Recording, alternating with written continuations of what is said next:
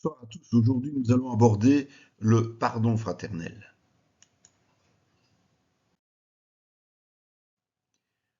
Le pardon fraternel n'est pas une option, mais une obligation si nous désirons obtenir la rémission de nos propres péchés de la part de Dieu.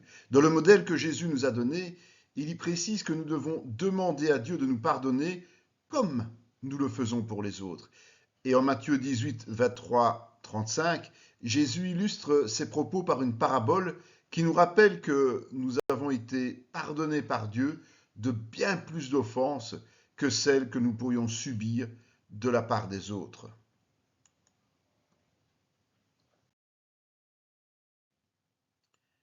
Jésus émet certaines conditions au pardon. La première chose, c'est que nous devons individuellement et personnellement veiller sur notre propre conduite.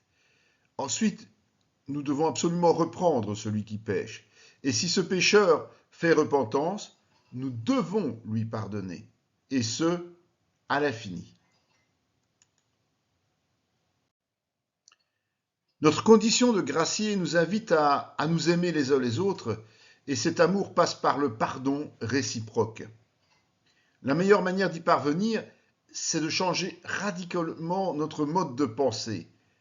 Chaque offense, aussi douloureuse ou virulente soit-elle, doit enclencher notre pardon spontané, parce que ce pardon est motivé par l'amour de Dieu qui a sacrifié son propre Fils pour nous sauver.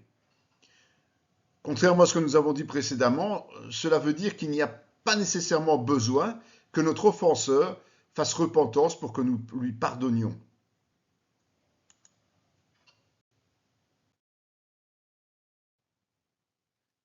Sans pardon, nous nous fermons des portes.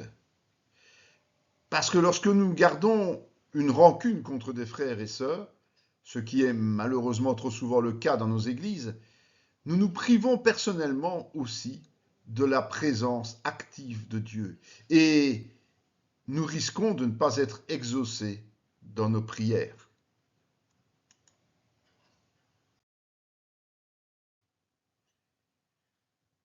La miséricorde est l'essence même du pardon inconditionnel, à l'image du Père, qui a établi le plan du salut par le sacrifice de Jésus, alors que le monde entier était dans la révolte contre lui. La miséricorde ne juge pas, elle ne condamne pas, elle absout. La charité, c'est l'amour capable de s'offrir sans chercher son propre intérêt. Couvrir les péchés ne signifie pas faire semblant de ne pas les voir, mais c'est les effacer par l'absolution.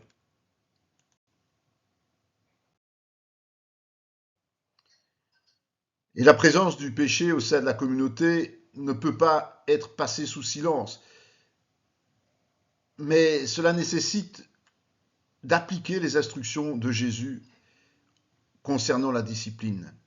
Sinon, le risque est de contaminer toute l'assemblée.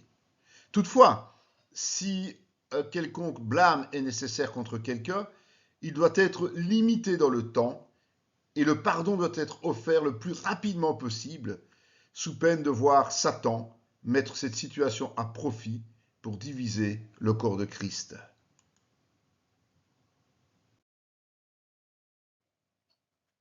Voilà encore une nouvelle réflexion. Nous vous invitons à nous rejoindre sur toutes nos plateformes et de partager avec nous cette connaissance de la parole qui est notre nourriture quotidienne. Soyez bénis.